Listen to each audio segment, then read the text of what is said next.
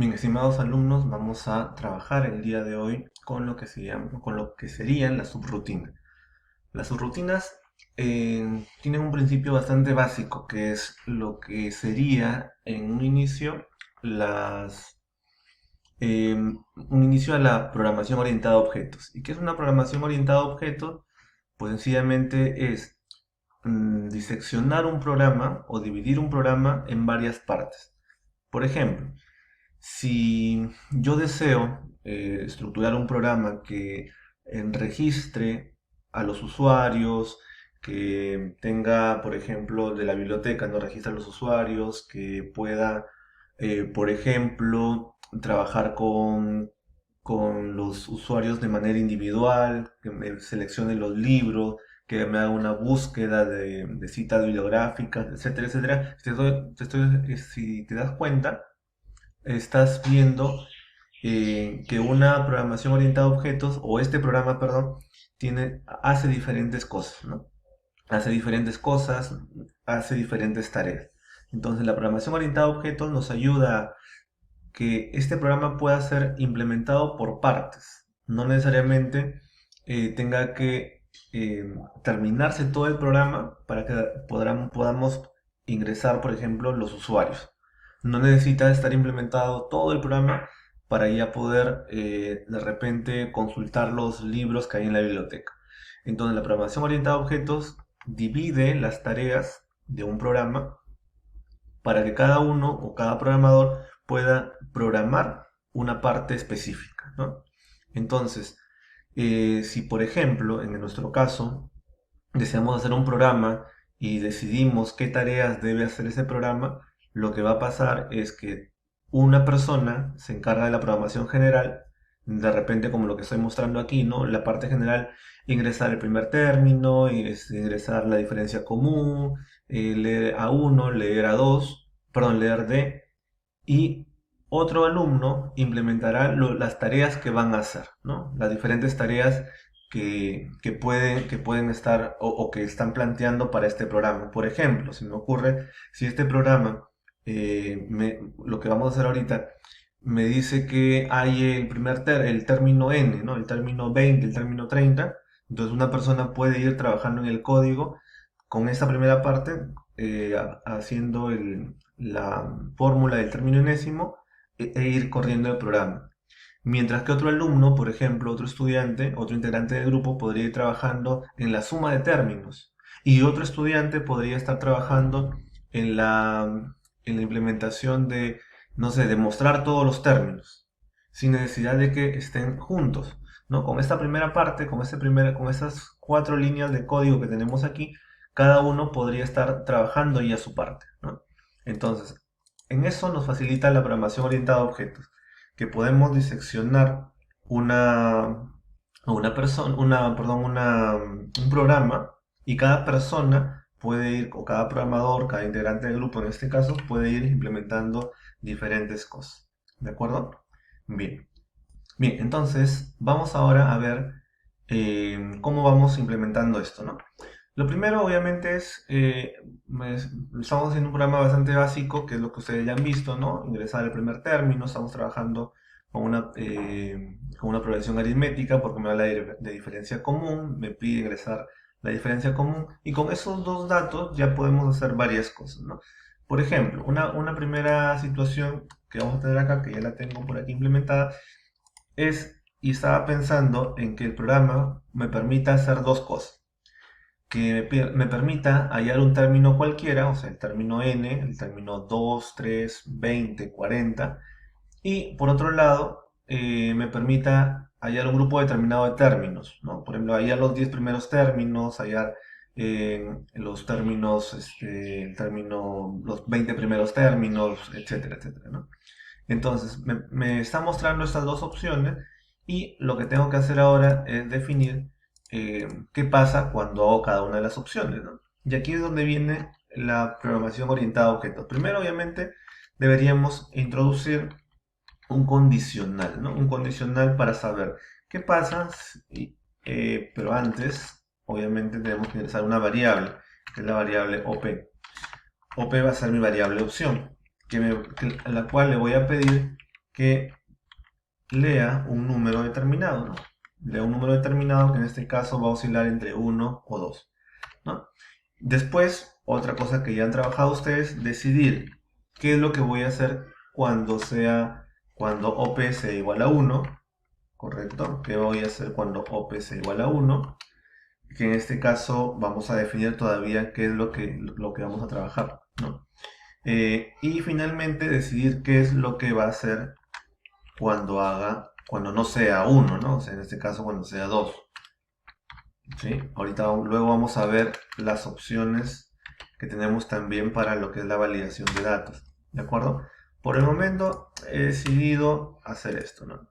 Solamente decidir el condicional que pasa cuando es 1 y por default me va a hacer lo demás, ¿no? Bien, entonces aquí es donde viene la programación orientada a objetos, ¿no? Donde yo voy a tener que hacer y decidir por cada parte qué es lo que voy a hacer, ¿no? En este caso, por ejemplo, voy a crear mis subrutinas. ¿Cómo creo una subrutina? Simplemente pongo de subrutina y le pongo un nombre, ¿no? Lo único, recordar que este nombre no puede estar guiado por diferentes letras, ¿no? O perdón, con espacios, ¿no? Tengo término n, que va a ser mi subrutina, y por acá tengo en sub, ¿no? Igual que en el anterior, eh, debo cerrar, ¿no? Como todas las instrucciones que estoy usando. Bien, después de esto vamos a crear otra subrutina, porque tengo dos tareas que voy a hacer, ¿no? Una tarea es la del término n y otra es la del grupo de términos. Vamos a poner grupo de términos. Grupo de términos, esa va a ser mi subrutina. Y finalmente en sub, ¿no? En sub acá vamos a dar el tema de formato. Ya tenemos ahí. Bien, hasta ahí ya tenemos las dos tareas. Luego vamos a decidir qué es lo que vamos a hacer con estas dos tareas. Aquí obviamente vamos a ver cuando OP igual a 1, lo que va a hacer simplemente la primera parte del programa, le voy a poner que me tenga que dirigir a la subrutina, en este caso término n. Y si fuera el caso contrario, tendría que guiarme al grupo de términos, ¿no? A la subrutina grupo de. Bien, entonces, con esta primera parte, esa sería la estructura general del programa. Y si te das cuenta, a partir de ahí ya podríamos ver si el programa compila o no compila. Vamos a ver, en este caso, sí compila, no necesito agregar nada más y ya está compilando el programa. Por lo tanto, esa estructura general ya la podrían implementar cualquiera, ¿no? Cualquiera podría estar corriendo esta primera parte, ¿no? Entonces, una vez que ya está implementada la estructura, viene lo que es la programación orientada a objetos, donde cada integrante o cada parte del programador se va a encargar de una tarea específica de este programa. En este caso, por ejemplo, para el término n, lo que se tendría que hacer es usar la fórmula del término enésimo, ¿no?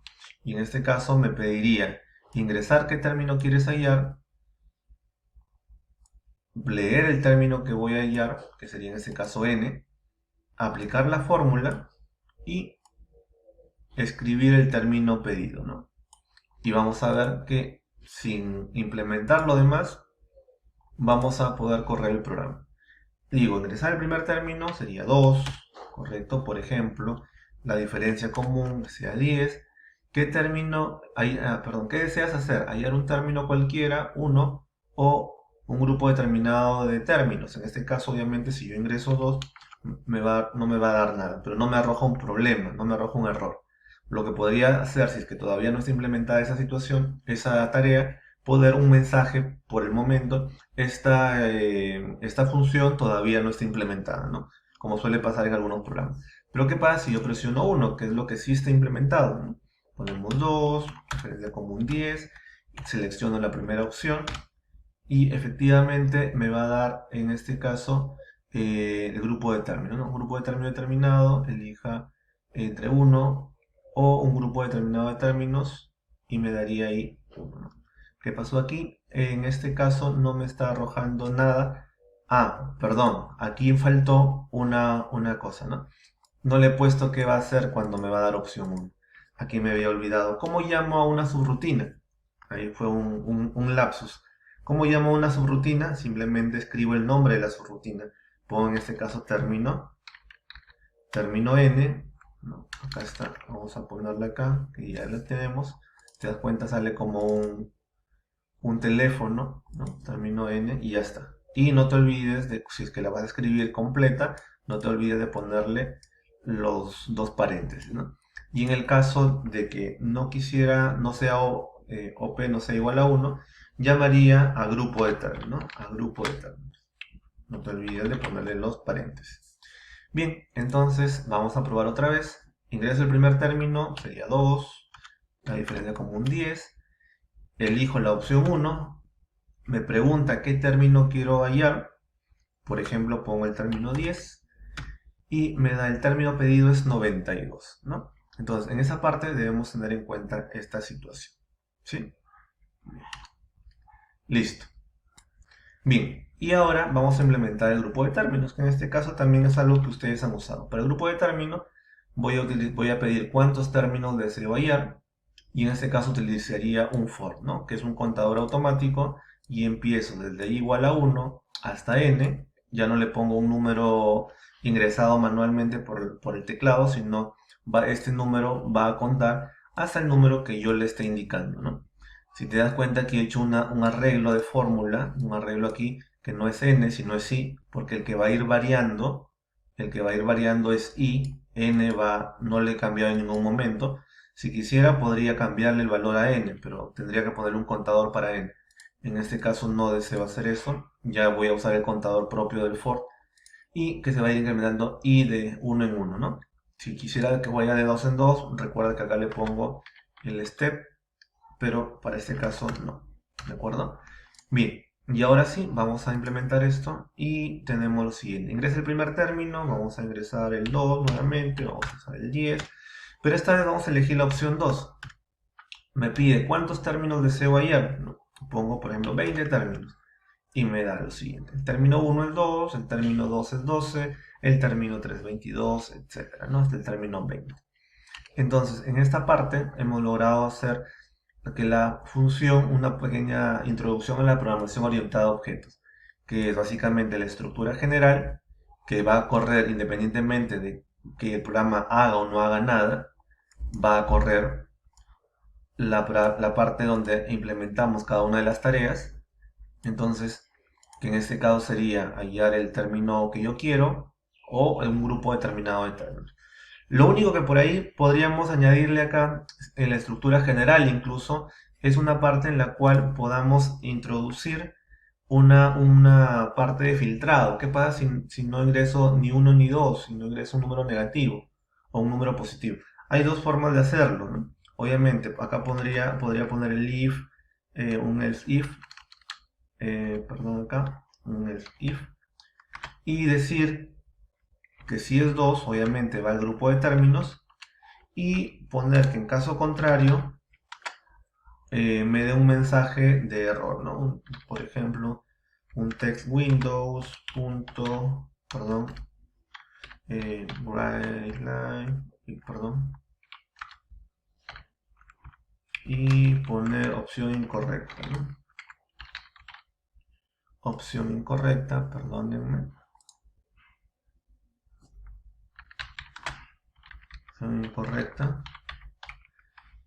Hacer que esto me vaya o me dirija, esto me dirija a la opción al inicio, ¿no? A una parte de opcional, ¿no? Que me dirija, pongo una etiqueta, un go to, y pongo que me dirija a la parte de opciones, correcto, y la parte de opciones la pongo acá, ¿no? La parte de opciones, la etiqueta opción u opciones, dos puntos, la pongo acá, ¿no? Recuerda que para opciones es dos puntos, para poner una etiqueta. Entonces, ¿qué pasó? Se esperaba un... Ah, aquí, ¿dónde está? Acá, ¿no?